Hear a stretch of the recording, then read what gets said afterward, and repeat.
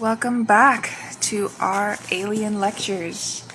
Alright, we're going to go over lecture 501 in this video, then 502 and 503 in other videos, so subscribe, like, and comment if you're interested. Lecture 501 is the Göbekli Tepe monoliths, an ET horoscope.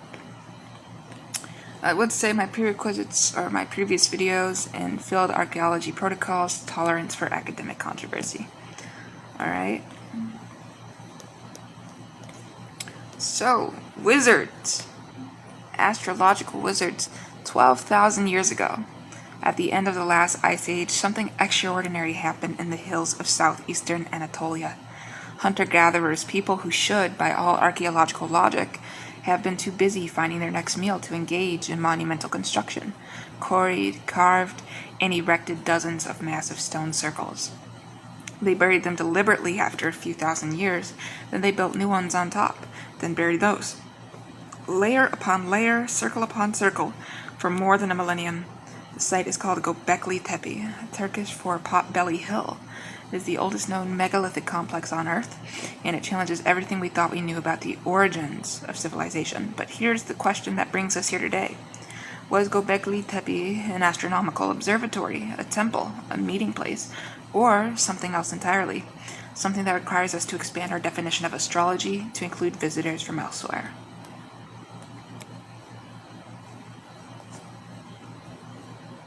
And that was the Hill of the Navel. Alright, the archaeological context. So let me establish the facts as we know them. Göbekli Tepe was constructed approximately 11,500 to 12,000 years ago, with some layers possibly dating to 14,000 years before present, and this predates the pyramids of Egypt by 7,000 years, Stonehenge by 6,000 years, the invention of writing by 6,000 years, and the domestication of crops and animals in this region. The people who built it had no metal tools, no pottery, no domesticated pack animals, no permanent settlements. They were hunter-gatherers who somehow organized the labor required to move stones weighing 10 to 20 tons from quarries hundreds of meters away.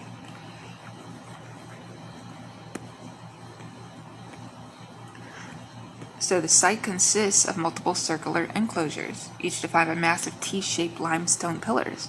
These pillars are carved with intricate reliefs of animals, snakes, foxes, wild boars, scorpions, vultures, spiders, and abstract symbols. The T-shape itself is thought to represent stylized human figures, perhaps ancestors, perhaps gods, perhaps something else entirely.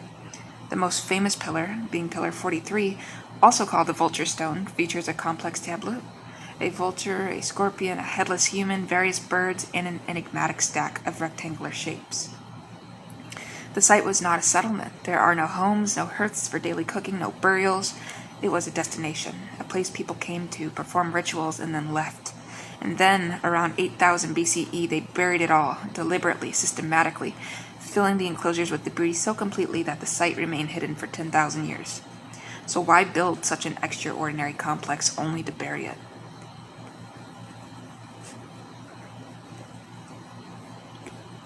The astronomical hypothesis. Well, in 2013, archaeoastronomer Giulio Magli of the Politecnico di Milano proposed a startling hypothesis. The enclosures at Göbekli Tepe were aligned with the star Sirius. Magli's analysis suggested that the site's orientation wasn't random. The circular enclosures appeared to be aligned with the point on the horizon, where Sirius would have risen approximately 11,500 years ago. Sirius is the brightest star in our sky. It has held significance for countless ancient cultures. The Egyptians based their calendar on its heliacal rising. The Dogon of Mali, whom we'll discuss in the next lecture, incorporated it into their cosmology. And now here at the dawn of the Neolithic, we find evidence that hunter-gatherers may have been tracking it as well. Magli proposed that the emergence of Sirius as a prominent celestial object might have triggered the construction of the site, that a new brilliant star in the southern skies became the focus of a new religion. But Magli's hypotheses were cautious. He suggested alignment, not worship. He proposed observation, not contact. Others have gone further. Let's look at the comet impact theory. So in 2017, chemical engineers Martin Sweatman and Dimitrios Sikritis published a paper in the Mediterranean Archaeology and Archaeometry journal that made global headlines. Their claim, Pillar 43 Ecobegli tape, is not just art, it's a date stamp, a record of a catastrophic comet strike that occurred approximately 13,000 years ago. Using computer analysis, they interpreted the animal carvings as symbols representing constellations. So the vulture is the constellation we know as Cygnus. The scorpion is Scorpius. The headless man is Ophiuchus, the serpent bearer, often depicted as headless in some traditions. So according to their model, these symbols combined with the other carvings encode a specific date, 10,950 BCE, essentially 250 years. This coincides almost exactly with the onset of the Younger Dryas period, a sudden dramatic cooling event that scientists have linked to a comet impact or airburst. Sweatman concluded, it appears Göbekli Tepe was, among other things, an observatory for monitoring the night sky. One of its pillars seems to have served as a memorial to this devastating event, probably the worst day in history since the end of the Ice Age. The implication is staggering. Hunter-gatherers not only witnessed a catastrophic cosmic event, but they encoded its memory in stone, preserving it for millennia.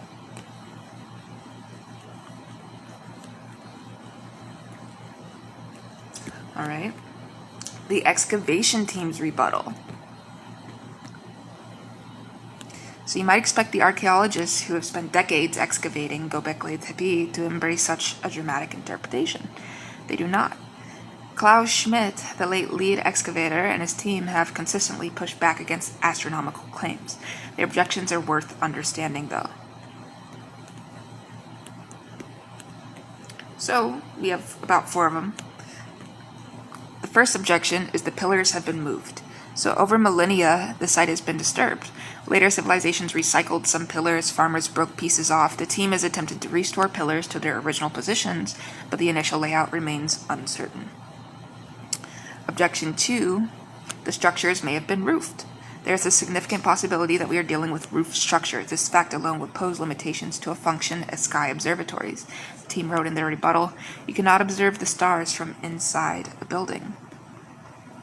Our third objection is constellations are culturally specific. The assumption that asterisms, familiar star patterns, are stable across time and cultures is not convincing, the team added.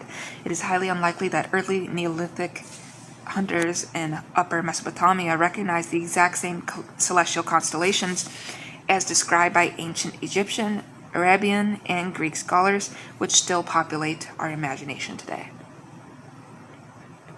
And our fourth objection, the site's significance is already extraordinary without astronomy. The team argues that Göbekli Tepe's true importance lies in what it reveals about social organization, ritual behavior, and the transition to agriculture. Adding speculative astronomy distracts from the evidence we actually have.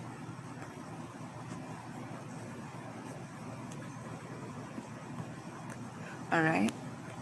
The xenoarchaeological framework. Now, wizards, I want you to consider something that conventional archaeologists cannot. What if the carvings are not symbols of stars, but symbols of visitors? Let me lay out an alternative framework, one consistent with the Institute's mandate to consider non-human intelligences, the T-shaped pillars as beings. The T-shape, according to Schmidt's team, represents a stylized human form, but what if it represents not a human, but a being, something humanoid but not human? The long arms extending down the pillar, the abstracted face or lack thereof, the belt or loincloth carved on some pillars, these could be depictions of visitors.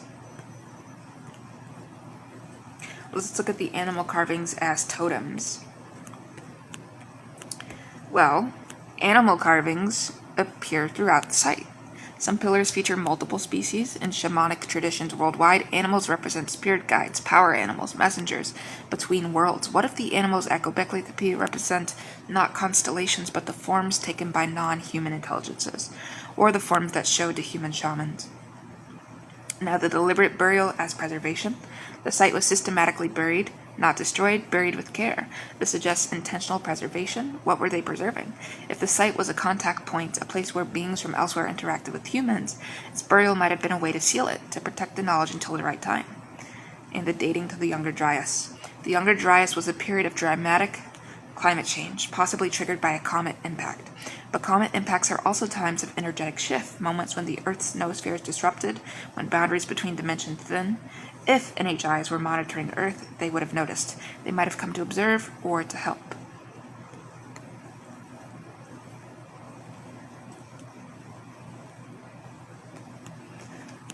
Evidence from the Vulture Stone.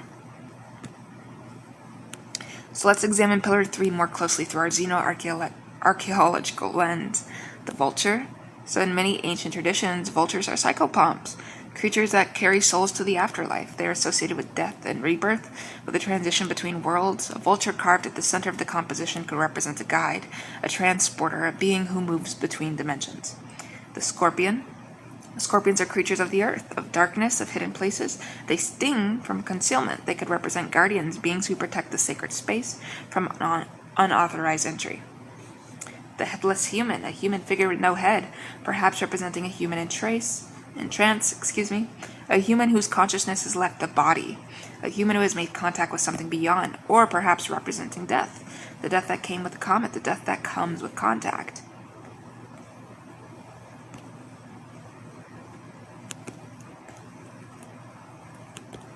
Alright, now the stack of rectangles, interpreted by some as a bird's nest or architectural feature, but to my eye they represent rectangular compartments. They resemble rectangular compartments, perhaps a depiction of a vessel, a craft with multiple sections or levels. The overall composition, the figures are not randomly arranged. They are positioned in relation to each other, creating a tableau. This is not just decoration, it's a narrative. Alright, the xenoarchaeological protocol applied. How would we apply our 7-level protocol from our previous lecture to Göbekli Tepe? Well, we established the celestial mechanics. We know the sky of 11,500 years ago.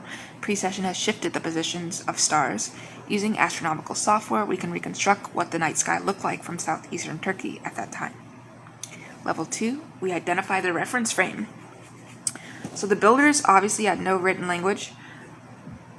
The reference frame was oral, symbolic, mythological, and must learn their symbolic language, which requires understanding their worldview.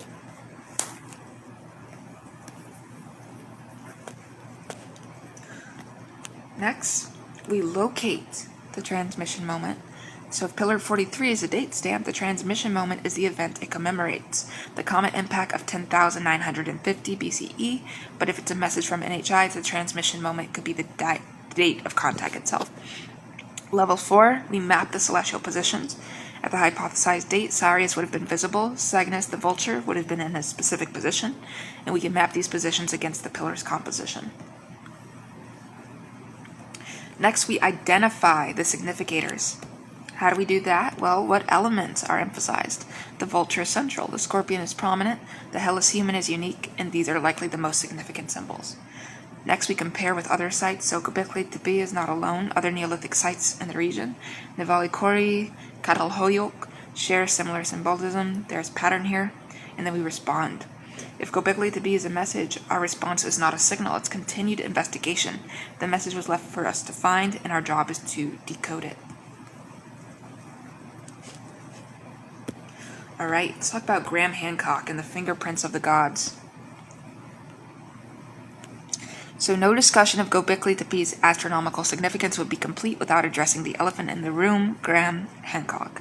The author of Fingerprints of the Gods have argued for the decades that an advanced civilization existed during the last ice age, a civilization destroyed by the comet impacts at the Younger Dryas boundary. According to Hancock, Göbekli Tepe is evidence of the civilization's astronomical knowledge. Hancock claims that Pillar 43 encodes knowledge of precession, the slow wobble of Earth's axis, and that it was designed to be discovered in our era when the sky matches the depiction.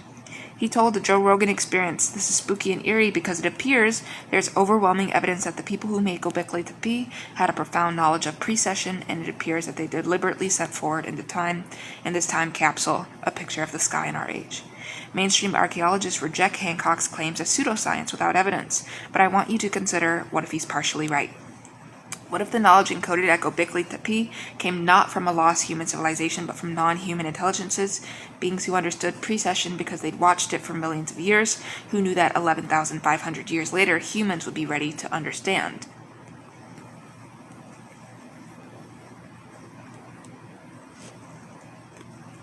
Let's talk about our position. We take no official stance on Göbekli Tepe. The evidence is inconclusive, but we offer the following observations. The site is extraordinary. Whatever it was, Göbekli Tepe represents a level of social organization and symbolic thought previously thought impossible for hunter-gatherers. Something motivated these people to build it. Astronomical knowledge is plausible. Hunter-gatherers everywhere have sophisticated knowledge of the sky. They navigate by it, time their migrations by it, tell stories about it. It's not implausible that the builders of Göbekli Tepe track Sirius.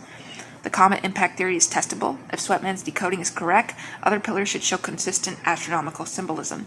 The excavation team could test this, but they've shown little interest. The NHI hypothesis remains speculative. We have no direct evidence that NHIs were involved, but we also have no evidence that they weren't. The timing, coincidencing with a major noospheric disruption, the Younger Dryas, is suggestive, and the site deserves continued investigation, not by amateurs with cameras, but by trained xenoarchaeologists who understand both archaeology and the protocols for recognizing non-human influence.